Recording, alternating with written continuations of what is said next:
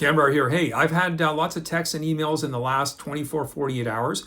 They basically go along the lines that the Governor General, if she gets 900,000 people to reach out and say, please don't sign the royal assent of the Emergencies Power Act and remove Justin Trudeau, that she'll do so. In these text emails, it's alluded that she said this in speeches, and 900,000 is the magic number.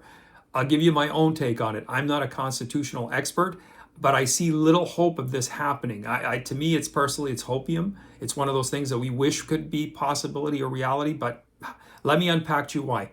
The only time I've seen this has happened is in Australia in 1975, when Gough Whitlam's party was basically removed by the Governor General at the time. What led to this was an impasse of the spending for the government. The opposition party agreed to releasing funds for the government to keep functioning, but would only do so if the Prime Minister called for an election, which he didn't agree to. Ultimately led to the Governor General stepping in, dissolving it, appointing the opposition leader, interim leader, until a new election was called, in which Mr. Whitlam lost. So I posted in a video on this. Please watch it, check it out, and see what it's all about.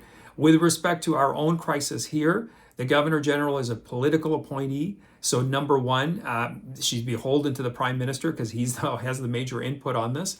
The other thing is, if the majority of the opposition goes along with the Liberals and there's a majority to pass the Emergency Powers Act, she would be very hard to justify why she wouldn't sign it through royal assent, because the will of the majority of people have spoken. While we can all agree it's wrong, that's how it works. So what we need to do is we need to get to your MPs, your opposition MPs, your Liberal MPs, all these MPs, and say, hey, you got to vote against this. If we can get the majority of people, the majority of MPs to vote against it, that is our best chance of defeating this, and that will be the domino which would essentially call it a non-confidence motion or non-confidence in the present government, which would hopefully obviously lead to the dissolving or a non-confidence vote being called, which would lead to the demise of Justin Trudeau and his Liberal Party and a new election being held.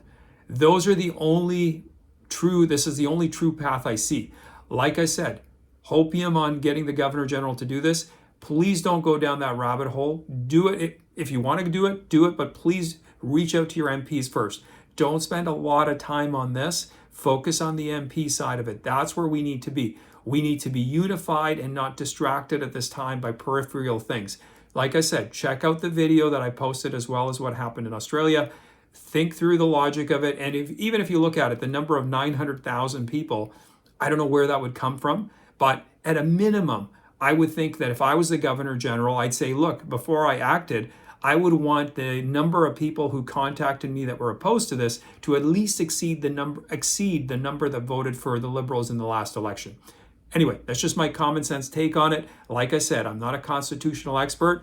I could be totally wrong, but at the end of the day, please focus your energy on contacting those MPs. Tell them what you think. And afterwards, if you want to pursue this, by all means, go ahead, fill your boots. But please contact those MPs, get everybody you know to do so. Let's just push, and try to get this thing put to bed.